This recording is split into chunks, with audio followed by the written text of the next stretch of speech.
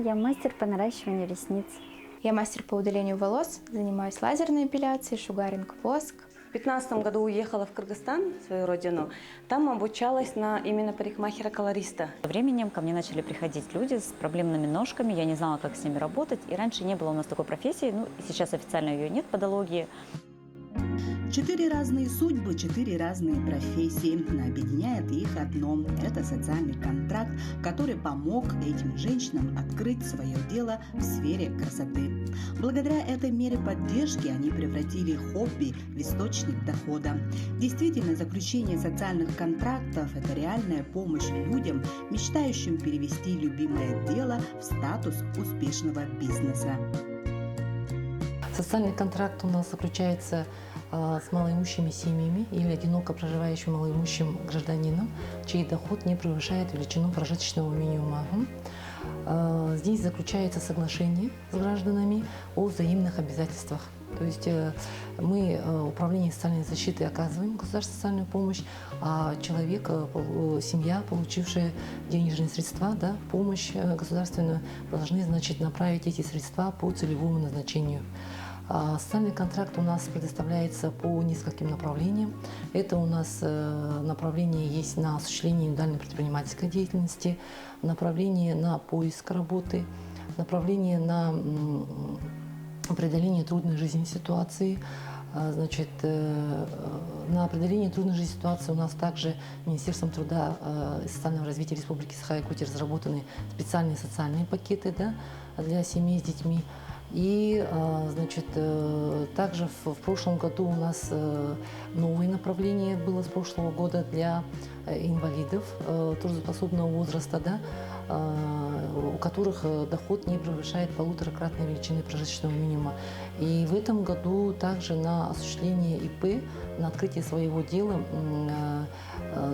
добавили направление именно для пенсионеров. На осуществление ИП для пенсионеров, чей доход не превышает 1,5-кратной величины прожиточного минимума.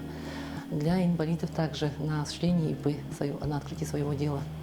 И вот, значит, с этого года на 2024 год Министерством труда Мирнинскому району распределены денежные средства на госпомощь 13 миллионов 700 тысяч. Да? Из них на сегодня мы освоили 3 миллиона. Квоты у нас есть. На осуществление индивидуальной предпринимательской деятельности на сегодня 14 квот еще в управлении. Поэтому призываем граждан обращаться, кто желает как бы осуществить свою давнюю мечту, да, и как бы открыть свое дело, и тем самым выйти из трудной жизненной ситуации сложившейся. Я вообще отучилась в 2016 году. 2 года я нарабатывала практику. Отучилась я в первый раз, получается, в Бурятии. Позже я отучилась в 2020 году, я отучилась в Москве. В 2021 году ездила в Москву. Там школа по наращиванию ресниц. Там я проходила курс повышения дополнительно, и также там проходила дополнительное обучение по ламинированию бровей, ресниц и, естественно, по своим ресницам, по наращиванию ресниц. Так как я начала давно, у меня была своя обычная кушетка, обычный стул, обычная кушетка, то есть все такое первой необходимости, которое необходимо для начинающего мастера. Так как я приобрела вот этот соцконтракт, он мне очень помог в моем развитии моего небольшого бизнеса, можно так сказать, дополнительного дохода, потому что я приобрела вот такие материалы, очень качественные материалы, соответственно, обучилась, это обучение, то есть повышение еще дальше своей квалификации именно как мастера по наращиванию ресниц. Также приобрела кресло, вот это свое приобрела такие материалы, как кондиционеры, то есть все необходимое для более лучшего комфорта клиента, потому что клиент для нас это все.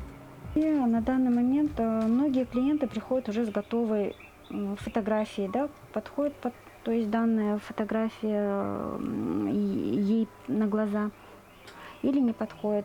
Я вообще подхожу к каждому, стараюсь индивидуально, потому что визуальная картинка, которая сделана в интернете, она не всегда может соответствовать, то есть подходить человеку, его разрезу глаз, допустим, да. Поэтому как бы стараемся все равно где-то посоветовать, где-то отсоветовать такой эффект. посоветовать более подходящий. Допустим, у нас очень много бывает разных, глаза же все разные, считаете, где-то далеко посажены, где-то близко посажены, где-то широко раскрыты, где-то сужены. То есть в данный момент, да, в основном стараюсь, конечно, девочкам советовать. Ну, если клиент, конечно, стоит на своем, то мы там немножко корректируем, ну, так более, чтобы было, то, чтобы человек ушел довольный и чтобы ему нравилось само наращивание. Вот, раньше еще, знаете, какие моменты были? Были препараты немножко другие. Сейчас, так как у нас бьюти-индустрия шагает вместе со временем, вот эти наши все новые препараты, которые у нас есть, да, те же клея, они уже, у них состав меняется. То есть он становится более щадящий состав. Конечно, есть такие клея, которые дешевые клея, да, у них там очень алкокси вот этот присутствует, именно цианоакрилат, который очень такой, знаете, едкий. То есть, допустим, если у человека аллергия, то он может сразу проявиться. А вот, допустим, я, допустим, пользуюсь современными клеями, но бывает, конечно, тоже в зависимости от партии, да. Допустим, мы заказываем, оно должно храниться определенную температуру, храниться должен клей, определенная густота должна быть. То есть мы заказываем, естественно, мы не знаем, как это идет транспортировка. Бывают моменты, да, что тот же клей я один пользуюсь, допустим, да, он пришел, вроде бы нормально начал, а тут, допустим, через какое-то время у девушки такие-то моменты, ну, что-то происходит. Значит, уже партия клея, значит, не такая качественная. А так вот на данный момент вообще все клея, конечно, они более современные, более адаптированы к новым вот, нашим глазам, чтобы не так воздействовать, как раньше было. Раньше клея были очень химически сильно воздействовали на глаза, даже вот эти ремуверы, которые были раньше, которые снимали, они прямо очень-очень могли жечь, печь глаз. Я очень хотела избавиться от нежелательных волос и начала изучать вопрос. Купила вот первую баночку своей сахарной пасты, сделала себе депиляцию, подружка, мне очень понравилось. Захотела помогать другим девочкам. Первое, вот на что подалась, искать, где бы обучиться, потому что без обучения нельзя работать. Нашла мастера по эпиляции, по удалению волос в городе Мирный. Прошла у нее очное обучение. Поняла, что мне этого мало. Отучилась на косметика-эстетиста, получила диплом о переквалификации. Опять поняла, что мне мало. Прошла обучение на процедуры для лица. У меня есть аппарат лазерной эпиляции. Его я приобретала в городе Москве. Дорогое оборудование. Его я приобрела уже после получения гранта, когда уже подзаработала, так сказать. Вот. Приобрела аппарат по ультразвуковой чистке. Его я покупала там же и проходила обучение в городе Санкт-Петербурге. На их косметике работаю. Вот. Также аппарат по лимфодренажному массажу тоже приобретала у нас в России, российское производство. Очень актуальная профессия, потому что много девушек сталкиваются с проблемой нежелательных волос. Мы с ними вместе решаем проблемы. Самая большая популярность пользуется лазерной эпиляцией, потому что курсовая процедура, после ее прохождения требуются лишь поддерживающие процедуры раз в полгода-год, то есть волоски не беспокоят от слова совсем. Тем, кому не подходит, из ряда причин у некоторых имеются противопоказания, есть шугаринг, восковая депиляция, ее тоже провожу. Вот. У меня есть подруга, она делает парикмахерские услуги, она мне рассказала, что она получила грант. Меня очень это заинтересовало, так как финансовая помощь очень хорошая, помогают. Вот, решила попробовать, ни капли не пожалела. Как видите, быстро реализовала все свои желания, возможно. Я сейчас являюсь парикмахером-модельером и топ-колористом.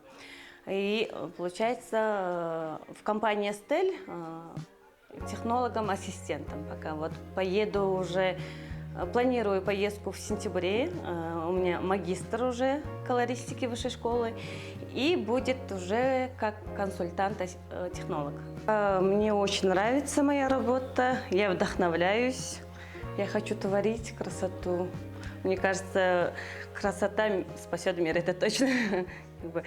Мне нравится, когда вот женщины приходят такие вот. У нас работа как психолога, да. Сидишь, работаешь не 2 часа, а бывает и целый день. И женщина какая приходит, потом какая уходит, и вот этот вот глаза, когда горят, это мне нравится. Я люблю преображать, да? Вот прям кардинально поменять. И вот это вот в глазах видеть, это мое счастье, мне кажется. Я больше времени провожу на работе, чем дома. Хотя и маленькие дети, но все равно я люблю свою работу. И в декрете я практически не сидела, у меня 3 детей, я многодетная мать. Но я 40 дней могу дома посидеть, и я пойду работать. Ну, это мое. Я считаю, что это мое. Бывает в день один клиент, если сложная там ситуация бывает. А бывает, если на стрижках там 10, 3, ну по-разному, по записи. И обычно у меня колористика. Вот. Крашу, диагностирую. Сейчас после получения соцконтракта заказала аппараты, сейчас будут у меня анализатор кожи головы, кожи волос. Я думаю, что это будет первая в мирном такая услуга, что я буду диагностировать уже в аппаратном. То есть я посмотрю, какие волосы, как надо, что надо, и у нас будет уже именно лечение. Не лечение, лечением занимаются дерматологи, а мы даже не восстановление. Типа трихолога хочу пойти учиться сейчас, но пока я буду поддерживать то состояние, которое есть, и улучшать, как бы спа-процедуры буду делать. Но как на трихолога сейчас ищу хорошего учителя, как бы куда можно поехать, что если я найду что-то подобное, но на трихолога прям загорелась такая идея, что трихологом надо стать, потому что это у нас очень сильно хромает здесь. И косметику тоже не умеем подбирать и не умеем работать, многие мастера. Вот. В планах сейчас будем обучать мастеров, будем семинары проводить у нас и будем краской правильно работать. Соцконтракт я узнала в соцзащите, по-моему. В соцзащите. Первый раз узнала, потом у коллег. У меня коллега получила тоже соцконтракт, она оборудовала себе вот место в Тамаре. Вот, и я потом загорелась тоже, думаю, я тоже хочу место себе оборудовать, там купить штучки такие, ну, инструменты. Горячие инструменты, машинки хотела купить. Потом такая загорела этим, написала бизнес-план. Это был момент, когда я ходила беременная, где-то 4-5 месяцев было. Этот бизнес-план почему-то у меня не прошел, и я ушла в декрет. А мне посоветовали пойти родить, но боялись тоже, потому что, ну, в декрет уйду, потом рожу и не выйду. Да, я ушла в декрет, этот момент, да, в 3-м месяце беременности у нас папа ушел. И это, наверное, дало мне понять то, что одно оборудованное место, как бы, это, ну, как бы не дело. И я прям решила взять себя в руки. И после родов вот я переделала свой бизнес-план как на салон уже. И хотела открыть свой личный бизнес. Вот, написала, утвердили. В соцзащите прям за меня встали. В комиссии очень многие возражали, потому что у меня маленький ребенок. Но они за меня встали и сказали, она работает, будет работать. Вот, спасибо им, что дали пинка, дали как бы такой за меня этот. И мы пошли, сделали, одобрили. Все хорошо, получила я где-то в феврале или в марте, начало марта, по-моему. С учебы как раз приехала и начала, вот, комиссию прошла, и я прошла. Одобрили, я вот заказала себе оборудование, сейчас часть оборудования из Китая едет, должно вот в начале июля приехать. Вот у меня будут климазоны, вапозоны, трихоскопы, такие вот хорошие штучки, и будем работать, воплощать. Еще в соцконтракте у меня там прям большими буквами написала, что у меня в салоне будут скидки для многодетных и пенсионеров 20% это на стрижки, и ветераны ВОВ постригаются бесплатно. Этому каждый мастер придерживается, обсуждается, и каждый раз спрашиваем, там, ну, многодетные, нет, удостоверение смотрим. И пенсионеры 60+. Вот такие условия у нас. Мечта была салон, воплотилась.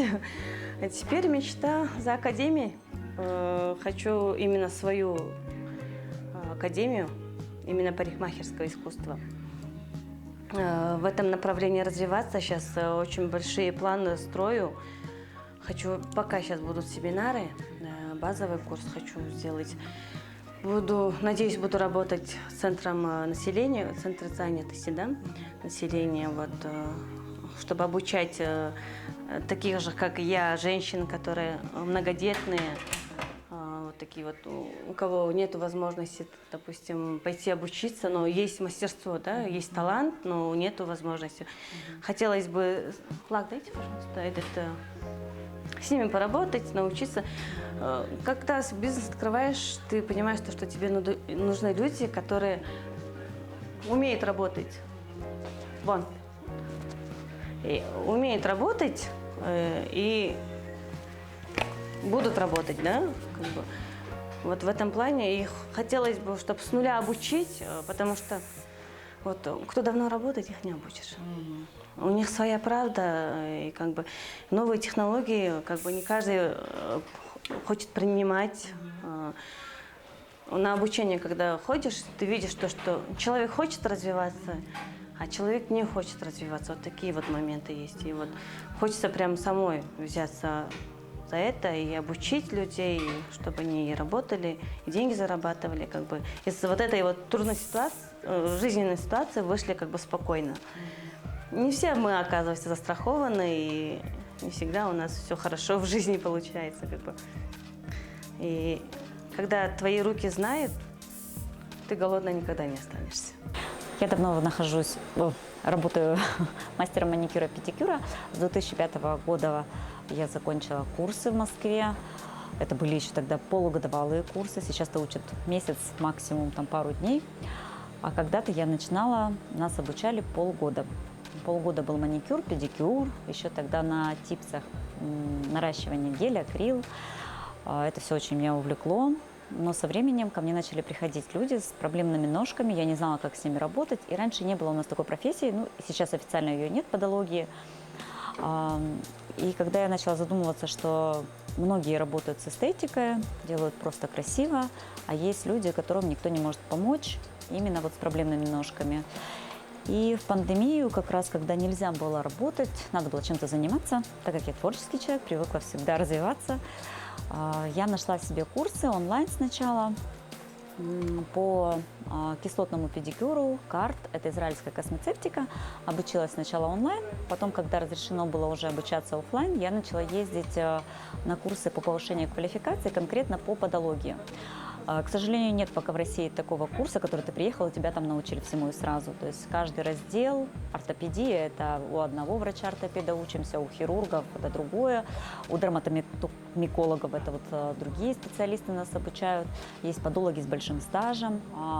Сама подология пошла с Германии, у нас много приезжают именно подологи, профессионалы с Германии, проводят курсы. И я ездила по всей России практически, обучалась понемногу. На данный момент я владею абсолютно всеми техниками, которые могут помочь клиентам. Это и ортодонтия, это работа с вросшими ноготочками. Конкретно вросший ноготочек убирает врач-хирург, а я уже потом ставлю коррекционные системы, которые помогают исправить ноготь, чтобы дальше рецидивов не было по врастанию. Работаем также с мозолями болезненными, потому что эстетисты этого не делают, с глубокими трещинами, кровавыми, называются дермальные. Также работаем с грибковыми инфекциями. Но мы не лечим, мы не врачи-подологи, лечит врач-дерматомиколог, а я занимаюсь зачистками.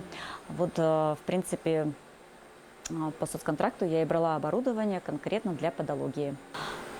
Я хотела еще подать на соцконтракт 3 года назад, потому что была, к сожалению, проблемка с работой в плане того, что в нашем городе очень проблематично снять себе помещение. Многие помещения, которые сдаются, они не подходят по санминимуму, потому что нам обязательно должна быть мокрая точка, чтобы по санпину правильно обрабатывать инструмент. И все так затянулось, нет оборудования, нет рабочего места, и я только практически училась, но не практиковала именно подологию, да.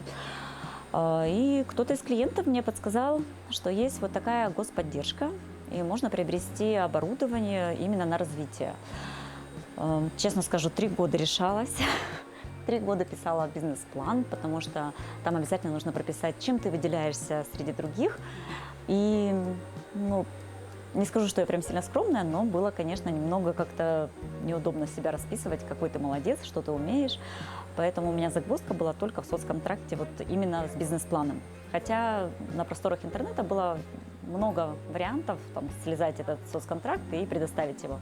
А так, по документам у меня, в принципе, все было легко и просто.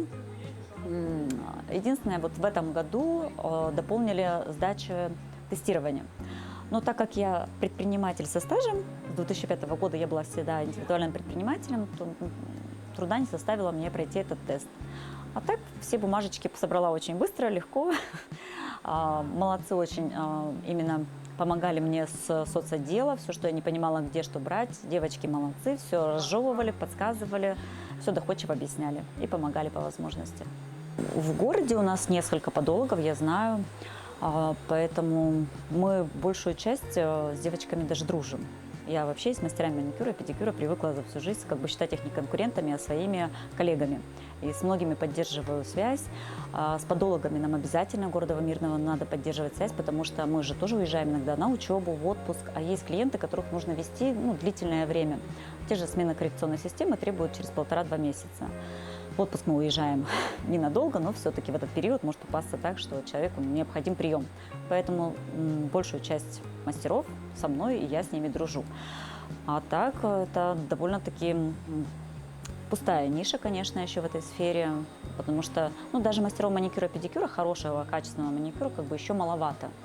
Опять же таки маловато, потому что тяжело мастерам приобрести все самостоятельно. Очень дорогое оборудование, очень дорогая доставка к нам в город, поэтому на больших землях немножечко легче этим заниматься, тем, что там есть салоны, которые тебе все предоставляют, ты приходишь на все готовое. А у нас такого нет, и нам приходится все самостоятельно это организовывать.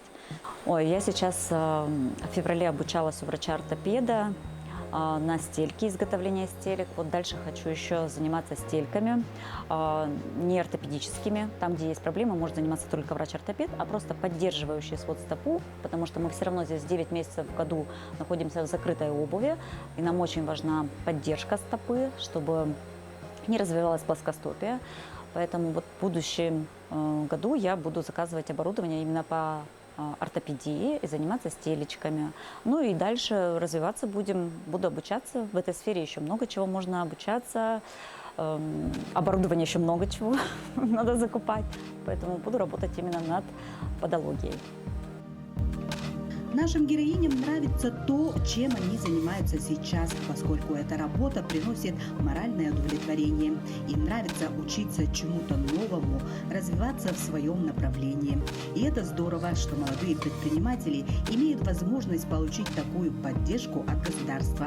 Это все помогает улучшить материальное положение в долгосрочной перспективе, потому что социальный контракт – это не просто разовая денежная выплата, а именно новые возможности для изменения ситуации к лучшему.